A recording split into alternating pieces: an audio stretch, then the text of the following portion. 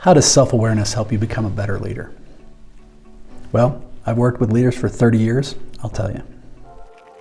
When we can live life on our terms, on a holistic level, taking into account not just our business lives, but also our health, all of our relationships, from friends, family, to our partners, the world changes.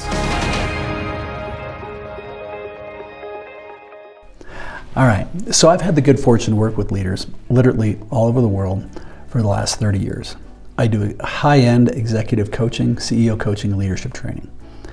And there are 5 specific things that can really help leaders who become self-aware understand why that self-awareness is important and how it's going to impact their teams. So the first thing when it comes to this is having that awareness that no matter who you are, you can always be learning. You can always be curious. You can always be getting better. And understanding that the skills it took you to get from here to here are different than the skills from here to here.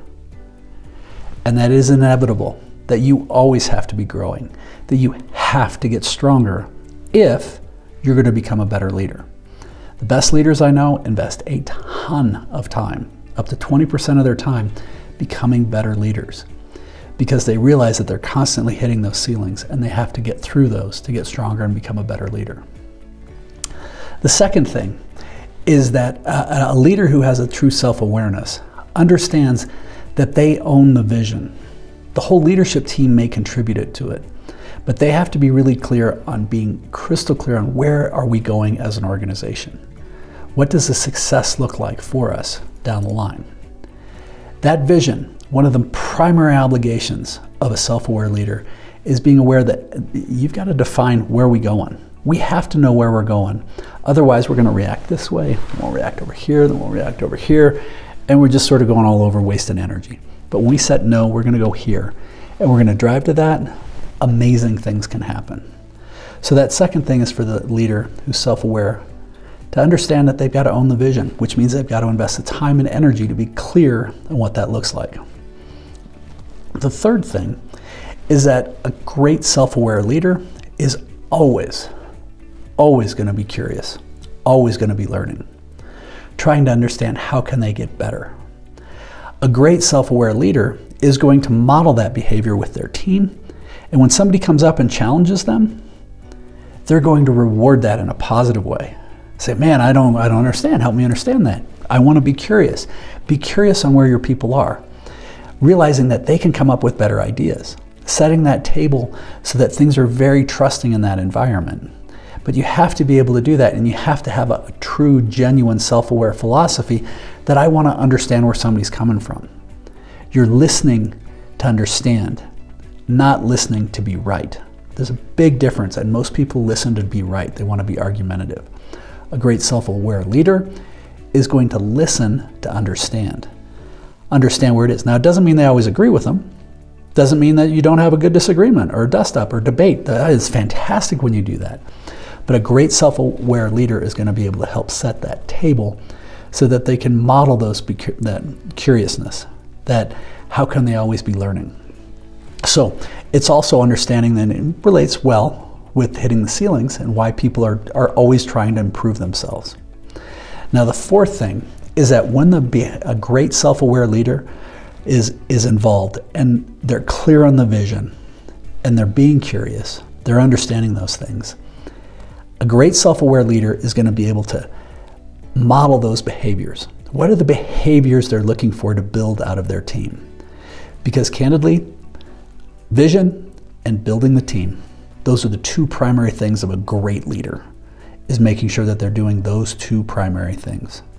Making sure that the team around them understands it, but that they're modeling the behaviors of always being curious, always learning, that self-awareness that we're all hitting the ceilings and that we always need to be getting stronger, that we have to have a vision where we're going, and that each department is going to have their vision so they know where they're getting. So modeling those behaviors, showing up early to meetings, always being calm, always being ruthlessly but compassionately accountable, always modeling the behaviors of curiousness. Those are the kinds of behaviors that a great self-aware leader is going to promote. Even to the point that if there's areas where a self-aware leader is like, I could be better at this. A self-aware leader is going to have the trust. They're going to model it with their team and say, look, I'd like to be better at this. And if anybody sees me not doing this, it's your obligation to call me out. I'm not just giving you permission, it's your obligation to call me out on this so that I can get better, because I need your help in getting stronger. This is the kind of thing that creates amazing teams. And the last thing, the fifth, is a great self-aware leader is not one that wants to be the one who's the big cheese and in charge of everything and showing everything off. A really great self-aware leader is focused on building their team, empowering their team to become better and better and better, knowing that the more that that self-aware leader builds the team, the reality is the better it's going to actually reflect on that leader in the long run. That leader may, if they can get the other people to have those accolades and everybody else is solid and they're all doing great, actually what it does indirectly is it makes that leader look really strong. But how can they have that innate desire to really make everybody else on their team just amazing? So again, the 5 things, if you're, how does a self-aware leader help to become a better leader? Or how does self-awareness help a leader to become a better leader? Well, first, they have that awareness that they're always hitting ceilings, that they always can be improving, that they always need to be growing. The second is they understand and embrace that they own the vision. They collaborate it with their team, but they have to own that.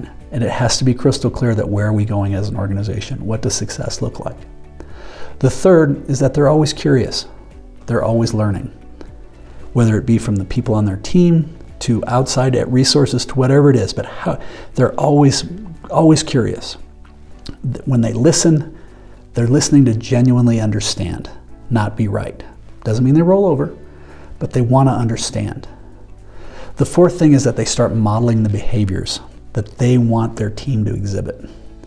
And lastly, that they really lean into the whole idea of what can we do? How can I, as a self-aware leader, they have that innate desire to make everybody else on their team amazing.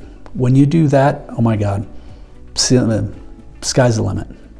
So ideally you found some value. If you have any questions, you're always welcome to reach out to us at lifeon-yourterms.com.